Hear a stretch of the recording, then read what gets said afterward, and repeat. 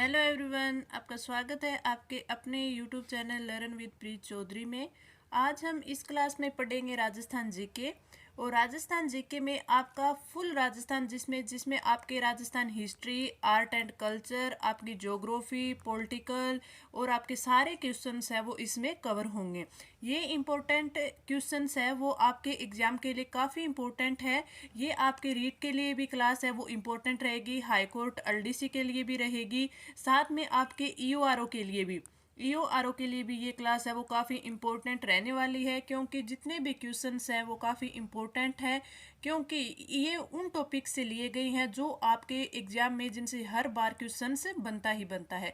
साथ में ही इसी क्लास में हम बात करेंगे उन वैकेंसीज की जो आगे आने वाली है, बजट में जिनकी घोषणा नहीं हुई थी लेकिन कल उनकी घोषणा है वो कर दी गई है, तो उन पे भी बात करेंगे किस किस विभाग में है वो कितनी वैकेंसी आई है। तो सारी बातें आज हम इस क्लास में करेंगे। पहले हम क्वेश्चंस करते हैं और साथ में आप ये क्वेश्चंस है कमेंट में बताना कि आपके कितने क्वेश्चंस हैं वो सही हुए हैं, आप कितने क्वेश्चन इनमें से कर पाई हैं। इन क्वेश्चनों के माध्यम से आपको भी पता चलेगा कि आपकी तैयारी है वो किस लेवल की है, आपको और कौन से सब्जेक्ट है वो रिवाइज करने हैं और कौन से टॉपिक आपको रिवाइज करनी है। तो चलिए क्वेश्चंस है वो स्टार्ट करते हैं। हमारा फर्स्ट क्वेश्चन है, लांगुरिया नृत्य है होते हैं। लांगुरिया नृत्य है वो किस देवी देवता के लिए किए जाते हैं और कहाँ किए जाते हैं? श्रीनाथ जी के मंदिर में, केला देवी के मंदिर में, खाटू श्याम जी के मंदिर में और जीण माता के मंदिर में। तो लांगुरिया नृत्य है वो आपके किए जाते हैं केला देवी के मंदिर में। तो आपका राइट आंसर हो जाएगा ऑप्शन है 2। केला देवी का मंदिर कहाँ पे है? करौली में। केला देवी का मंदिर करौली में। तो आपका राइट आंसर कौन सा हो जाएगा? ऑप्शन 2। आगे बढ़ते हैं। आपका अगला क्वेश्चन है, मेवाड़ के अरावली क्षेत्र में भील जाति का लोक नाट्य है। गवरी, गंधर्व, भवाई नृत्य और रम्मत नृत्य। तो इसमें आपको ये पूछ लिया गया है कि अरावली क्षेत्र में भील जाति, तो भील जाति का लोक नाट्य आपको सभी को पता है कि गवरी नृत्य है। तो आपका राइट आंसर कौन सा हो जाएगा? ऑप्शन है फर्स्ट, गवरी नृत्य। आगे बढ़ते हैं। आपका अगला क्वेश्चन है, यदि आप लूणी नदी के किनारे इसके उद्गम से अंत तक की यात्रा करते हैं तो आपकी इसकी सहायक नदियों को किस क्रम में पाएंगे? अब देखिए, ये पूछ सकता था सीधे ही कि इसकी सहायक नदियां कौन कौन सी है, लेकिन इसने ये जो भी 4 नदियां दी है चारों की चारों सहायक नदियां हैं, बस इनका क्रम पूछ लिया है कि जैसे आपकी लूणी नदी है ये यहाँ से अजमेर से होती हुई ऐसे निकलती है, तो आपके कौन से सबसे पहले कौन सी सहायक नदी आती है, उसके बाद तो इन्होंने इनके सहायक नदियों का क्रम पूछ लिया कि सबसे पहले इसमें कौन सी गिरती है। तो इसमें सुकड़ी, बांडी, जवाई और गुहिया। तो हमें इनमें से ये बताना है कि कौन सी नदी है वो सबसे पहले गिरती है। तो हम बात करें, सबसे पहले गिरती है गुहिया नदी। सबसे पहले गुहिया नदी, जैसे यहाँ आएंगे तो यहाँ पहले गुहिया नदी गिरेगी, उसके बाद है वो आपकी गिरेगी बांडी नदी, उसके बाद है बांडी नदी, फिर उसके बाद आपकी सुकड़ी नदी और उसके बाद फिर है जवाई नदी जो कि पाली से होती है। तो आपके क्रम क्या हो गया? डी बी ए, डी बी ए और सी। तो आपका जो राइट ऑप्शन होगा वो होगा 2। तो इस प्रकार भी आपसे क्वेश्चन पूछ ले जाते हैं। अब हम क्या याद करते हैं कि हम ये याद कर लेते हैं लूणी की जो सहायक नदियां हैं वो कौन कौन से, ये तो हमने याद कर लिया। अब इसने क्रम पूछ लिया, ये तो इसने उद्गम से पूछा है कि उद्गम से अगर हम चलते हैं तो कौन कौन सी पहले आएगी। अगर ये पूछ लेता, उल्टा पूछ लेता, तो ऐसे भी क्रम पूछ लेता, तो थोड़ा ये भी क्वेश्चन अगर डीप पूछना हो एग्जामिनर को तो ये भी हमें ध्यान में रखना चाहिए। आगे बढ़ते हैं। अगला क्वेश्चन है, कथन और कारण से हमें क्वेश्चन करना है। पहला कथन ये दिया हुआ है कि मिट्टी का स्थान परिवर्तन ही मिट्टी का कटाव कहलाता है। दूसरा कारण इसने दिया है, तेज हवाओं एवं वर्षा के कारण मिट्टी का कटाव होता है। वर्षा की कमी वाले क्षेत्रों में वनों का अभाव होता है, अतः इन क्षेत्रों में कटाव की गति तीव्र हो जाती है। तो इसने मिट्टी के अपवर्तन यानी मिट्टी के कटाव के बारे में पूछा है। तो मिट्टी का स्थान परिवर्तन ही मिट्टी का कटाव है, ये बात इन्होंने सही बोली है। तेज हवाओं एवं वर्षा के कारण मिट्टी का कटाव होता है, हाँ होता है। वर्षा की कमी वाले क्षेत्रों में वनों का अभाव होता है, हाँ ठीक है। वर्षा नहीं होगी तो वहाँ पे पेड़ पौधे नहीं उगेंगे तो वनों का अभाव होएगा। और इन वन क्षेत्रों में कटाव की गति तीव्र हो जाएगी, जब वन नहीं होंगे तो जो मिट्टी है वो ज़्यादा उड़ेगी। तो इसका कथन सही है और कारण भी सही है। तो इसका राइट आंसर हो जाएगा ऑप्शन थर्ड, आर व एल दोनों सही हैं। आगे बढ़ते हैं। हमारा अगला क्वेश्चन, अगले क्वेश्चन से बढ़ने से पहले हम उन वैकेंसीज की बात कर लेते हैं जो अभी नई आने वाली है। इसमें हम बात करें तो ये देखिए आपके राज्य सरकार द्वारा जारी, इसमें किस विषय में, स्कूल शिक्षा विभाग से, स्कूल शिक्षा विभाग में रिक्त 21,531 पदों को वर्ष 2022-23 की बजट घोषणा में शामिल करते हुए भर्ती प्रक्रिया शुरू करने के संबंध में। तो इसमें देख लेते हैं कि कौन कौन सी वैकेंसी के बारे में आप में दिया हुआ है। ये देखिए आपकी वैकेंसी इसमें अध्यापक ग्रेड 3 12,160, व्याख्याता की बात करें तो 4444, वरिष्ठ अध्यापक यानी अध्यापक ग्रेड 2 की बात करें 2561, शारीरिक शिक्षक ग्रेड 2 की बात करें 114, पुस्तकालय ग्रेड 3 की बात करें 567, प्रयोगशाला सहायक की बात करें 251, कनिष्ठ सहायक की बात करें 1412 और शीघ्र लिपिक की बात करें तो 22। तो ये टोटल वैकेंसी आपकी हो गई 21,531 पोस्ट। तो आप ये मत सोचिएगा कि बजट में हमारे है वो घोषणा नहीं की गई है तो हम किसकी तैयारी करेंगे, आगे कौन सा एग्जाम होगा, हमारी तैयारी नहीं हो पाएगी। तो ये देखिए आपके आगे वैकेंसी भी हैं और कोई बात नहीं, इस बजट में एक बार घोषणा नहीं की तो क्या हुआ, कई वैकेंसी ऐसी होती हैं जो साल भर में आती ही हैं, 2-3 साल में या 3 साल में आती है, तो आप उनकी तैयारी करिए। जैसे अभी आपके आगे आरएस की भी आएगी, आपके ईओआरओ के एग्जाम भी होने हैं, साथ में आपके एसआई की भी आएगी आगे। तो आप तैयारी करना मत छोड़िए, आप तैयारी के लगे रहिए, आपकी वैकेंसी भी आएगी। ये कल की नई अपडेट थी जो मैंने आपको हमारे टेलीग्राम ग्रुप पे तो कल ही आपको अपडेट दे दी थी। अगर आपने हमारे टेलीग्राम ग्रुप को अभी ज्वाइन नहीं किया है तो आप उसे ज्वाइन कर ले, साथ में हमारे चैनल को भी सब्सक्राइब कर ले ताकि आपको हर अपडेट है वो टाइम से मिलती रहे। अब हम आगे हमारे क्वेश्चंस की बात करते हैं। अगला क्वेश्चन है हमारा, सेम किस स्थिति से संबंधित है।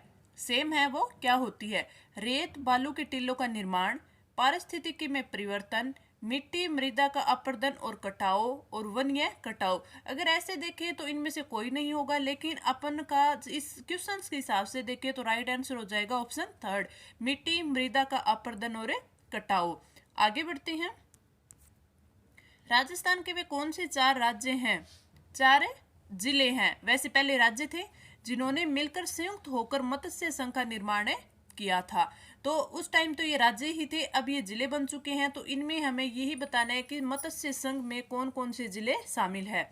अलवर, भरतपुर, धौलपुर और कोटा नहीं, कोटा इसमें नहीं है। अलवर, भरतपुर, धौलपुर और करौली, हाँ आपका ये राइट आंसर हो जाएगा, क्योंकि आपका जो प्रथम चरण था एकीकरण का जिसका नाम मत्स्य संघ रखा गया था, उसमें जो 4 जिले शामिल थे वो थे अलवर, भरतपुर, धौलपुर और करौली। तो आपका राइट आंसर हो जाएगा ऑप्शन 2। आगे बढ़ते हैं।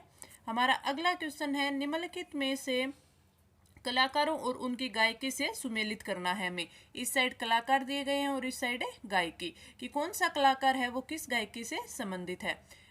इसमें सबसे पहले मांगी बाई की बात करें तो ये मांड गायकी से संबंधित थी, तो आपका ए में आ जाएगा 2। आगे बात करें करीम खां लंगा की, तो करीम खां लंगा है वे मांगणियार गायकी से संबंधित हैं, तो इनका आ जाएगा 1st। अब हम गफूर खां मांगणियार की बात करें तो ये भी आपके लंगा गायकी से संबंधित है, तो इनका आ जाएगा 3rd।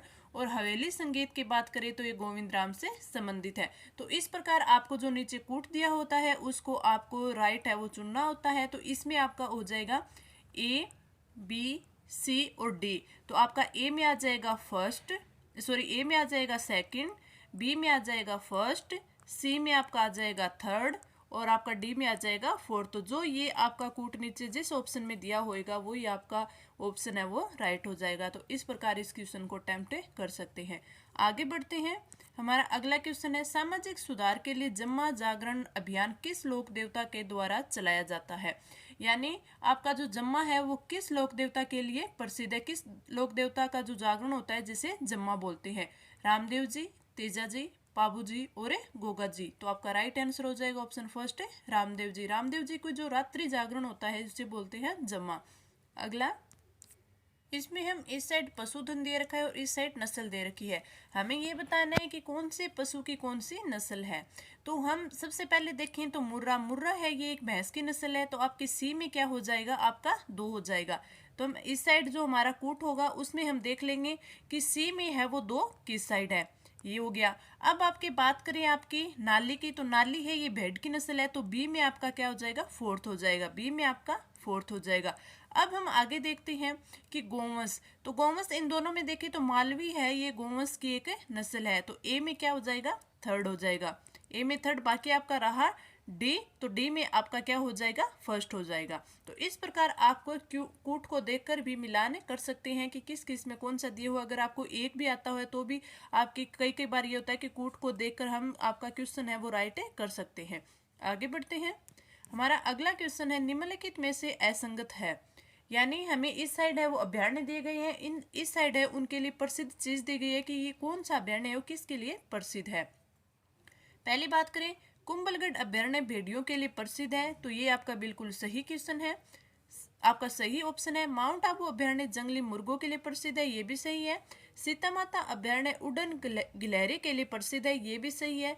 दर्रा अभ्यारण्य घड़ियालों के लिए प्रसिद्ध है, ये आपका गलत है। घड़ियालों के लिए जो आपका प्रसिद्ध अभ्यारण्य है वो है चंबल अभ्यारण्य, चंबल अभ्यारण्य जो कि आपके कोटा में है। तो आपका राइट आंसर हो जाएगा ऑप्शन फर्स्ट, जो कि गलत दिया हुआ है, तो इसमें हमें असंगति पूछा है, तो राइट आंसर हो जाएगा ऑप्शन फर्स्ट। अगर आपको क्लास अच्छी लग रही है तो आप वीडियो को लाइक करें और कमेंट्स करके बताएं कि आपके कौन कौन से क्वेश्चन हैं वो राइट हुए हैं, कितने क्वेश्चन है वो आपने राइट क्लिक किए हैं।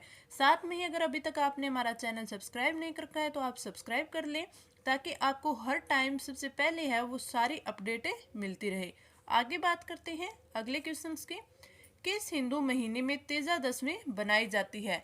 आपके ये देखिए, आपके 30 त्योहारों से भी आपके क्वेश्चन आते हैं। जैसे कोई त्योहार का हो गया तो उसमें ये पूछ लेंगे कि कौन सा त्योहार किसके लिए प्रसिद्ध है, या फिर किस तिथि को बनाया जाता है, किस महीने में बनाया जाता है। तो इसमें इन्होंने पूछा है कि तेजा दशमी है वो किस महीने में बनाई जाती है। भाद्रपद, आसोज, कार्तिक और श्रावण। तो आपका राइट आंसर हो जाएगा ऑप्शन फर्स्ट, भाद्रपद। भाद्रपद की शुक्ल दशमी को आपकी तेजा दशमी है वो मनाई जाती है, तो आपका राइट आंसर हो जाएगा ऑप्शन है फर्स्ट। आगे बढ़ते हैं। हमारा अगला क्वेश्चन है, बाड़मेर में रंगाई व छपाई की कौन सी शैलियाँ प्रसिद्ध है। अजरक प्रिंट, मलिन प्रिंट और दाबू प्रिंट। इनमें से कौन सी जो प्रिंट है, कौन सी शैली है वो बाड़मेर में रंगाई और छपाई के लिए प्रसिद्ध है। तो आपका राइट आंसर हो जाएगा ए और बी दोनों, यानी राइट आंसर ऑप्शन फर्स्ट, ए व बी दोनों। अजरक प्रिंट और मलिन प्रिंट है वो आपके बाड़मेर की प्रसिद्ध है। आगे बढ़ते हैं। अगला क्वेश्चन हमारे योजना से है, अंत्योदय अन्न योजना के संबंध में सत्य कथन है वो हमें बताना है। यह योजना दिसंबर 2000 में लागू हुई थी। योजना में लक्षित सार्वजनिक वितरण प्रणाली के अंतर्गत पहचान किए गए बीपीएल परिवारों को चुना गया है। योजना में प्रत्येक परिवार को 35 किलोग्राम अन्न उपलब्ध कराया जाएगा। तो अंत्योदय अन्न योजना में ये तीनों ही चीजें सही है, तो इसका राइट आंसर हो जाएगा ऑप्शन है फोर्थ, उपरोक्त सभी सही। अगला क्वेश्चन है, निम्नलिखित में से किन अभिलेखों में प्रतिहारों को गुज्जर कहा गया है। यानी जो ये नीचे अभिलेख दिए गए हैं इनमें से कौन कौन से अभिलेख है जिनसे हमें पता चलता है कि जो गुज्जर प्रतिहार थे, प्रतिहारों को गुज्जरे कहा गया है। तो इसमें बात करें हम नीलकुंड, देवली, राधनपुर और कराड़। तो प्रतिहारों को गुज्जर, नीलकुंड, देवली और राधनपुर इन तीनों में कहा गया है। तो ए, बी और सी आपका राइट होएगा। तो ए, बी और सी आपके फोर्थ ऑप्शन में दिया गया है, तो आपका राइट आंसर हो जाएगा ऑप्शन फोर्थ। तो नीलकुंड, देवली और राधनपुर अभिलेखों में कहा गया है। आगे अगला क्वेश्चन है हमारा, निम्नलिखित में से सुमेलित नहीं है। कालीबंगा श्रीगंगानगर में, सुनारी झुंझुनू में, आहड़ उदयपुर में और गणेश्वर सीकर में। तो हमें ये सभ्यताएं बतानी है कि किस जिले से संबंधित है। तो आपको ये तो देखते ही पहला ही ऑप्शन पता चल गया होगा कि जो कालीबंगा है ये हनुमानगढ़ में है, गंगानगर में नहीं है, तो आपका यही सुमेलित नहीं है। तो राइट आंसर हो जाएगा आपका ऑप्शन है फर्स्ट। आगे बढ़ते हैं। अगला क्वेश्चन है, राजस्थान में भारत पाक सीमा पर स्थित सबसे निकटवर्ती जिला मुख्यालय है। तो ये क्वेश्चन देखने में काफी आपको इजी लगेंगे, लेकिन जब आप करोगे तब आपसे ये नहीं हो पाएंगे। जिनके अच्छे से पढ़े हुए होंगे, समझे हुए होंगे, उनसे ही ये क्वेश्चन से होंगे। अब हम देखें तो इसमें पूछा है सबसे निकटवर्ती जिला मुख्यालय कौन सा है। अगर देखें तो ये चारों के चारों ही हैं वो हमारे राजस्थान के जिले पाकिस्तान के साथ सीमा बनाती है, बाड़मेर, जैसलमेर, श्रीगंगानगर और बीकानेर। अब इसमें से हमें ये पूछा गया कि कौन सा जिला मुख्यालय है वो सबसे निकट है। तो आपका राइट आंसर हो जाएगा ऑप्शन थर्ड, गंगानगर। गंगानगर है वो भारत पाक सीमा के सबसे निकटवर्ती जिला मुख्यालय है। आगे बढ़ते हैं। अगला क्वेश्चन है हमारा, बम नृत्य कहाँ का प्रसिद्ध है। यानी बम नृत्य है वो कहाँ किया जाता है। अलवर भरतपुर, जैसलमेर बाड़मेर, जयपुर अजमेर, उदयपुर और सिरोही। तो आपका राइट आंसर हो जाएगा ऑप्शन फर्स्ट, अलवर और भरतपुर है वो बम नृत्य किया जाता है। राइट आंसर हो जाएगा ऑप्शन फर्स्ट। आगे बढ़ते हैं। आपका अगला क्वेश्चन है, निम्नलिखित में से कौन सी नदी बंगाल की खाड़ी के उपवा तंत्र में सुमेलित नहीं है। यानी बंगाल की खाड़ी में जाकर नहीं गिरती, तो वो कौन सी नदी है। सीप नदी, अनास नदी, पार्वती नदी और परवन नदी। तो आपका राइट आंसर हो जाएगा ऑप्शन टू, अनास नदी है वो बंगाल की खाड़ी का अपवा तंत्र नहीं है। यानी अनास नदी बंगाल की खाड़ी में जाकर नहीं गिरती। तो आपका राइट आंसर हो जाएगा ऑप्शन टू। आगे बढ़ते हैं। हमारा अगला क्वेश्चन है, निम्नलिखित में से असत्य कथन को हमें छांटना है। रेतीली मिट्टी में उपजाई तत्वों की मात्रा कम तथा लवण की मात्रा अधिक होती है। लाल रेतीली मिट्टी कृषि के लिए ठीक रहती है। खारी मिट्टी कृषि कार्यों के लिए उपयुक्त नहीं रहती है। लाल मिट्टी अधिक उपजाऊ होती है। तो हमें असत्य बताना है। रेतीली मिट्टी में उपजाऊ तत्वों की मात्रा कम होती है और लवण की मात्रा अधिक होती है। ये आपका सही है, क्योंकि रेतीली मिट्टी होती है वो अनउपजाऊ होती है। आगे बात करें, लाल रेतीली मिट्टी कृषि के लिए ठीक रहती है। ये आपका सही है, ठीक रहती है। खारी मिट्टी कृषि कार्यों के लिए उपयुक्त नहीं है। ये भी आपका बिल्कुल सही है। लाल मिट्टी अधिक उपजाऊ होती है, ये आपका गलत है, क्योंकि अधिक उपजाऊ मिट्टी होती है वो होती है दोमट मिट्टी।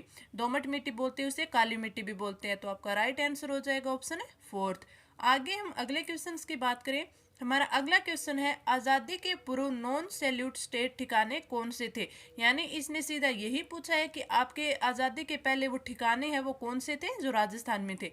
तो आप सभी को पता है कि राजस्थान में 3 ठिकाने थे। कौन कौन से, लावा, कुशलगढ़ और नीमराणा। तो ये तीनों के तीनों है वो आज़ादी से पूर्व नॉन सैल्यूट स्टेट ठिकाने थे। तो आपका राइट आंसर हो जाएगा ऑप्शन फोर्थ। ये हमने सारे इंपॉर्टेंट क्वेश्चन थे वो कंप्लीट कर लिए हैं। मैंने आपको 20 क्वेश्चन करवाए हैं, उनके साथ साथ कुछ अन्य फैक्ट्स भी मैंने आपको बताए हैं। तो आपको क्लास कैसे लगे आप नीचे कमेंट करके बताइए। अगर आपको अच्छे लगे तो लाइक कीजिए, अपने फ्रेंड्स के साथ शेयर कीजिए, और साथ में अगर अभी तक आपने चैनल सब्सक्राइब नहीं किया है तो सब्सक्राइब कर लें। Thank you.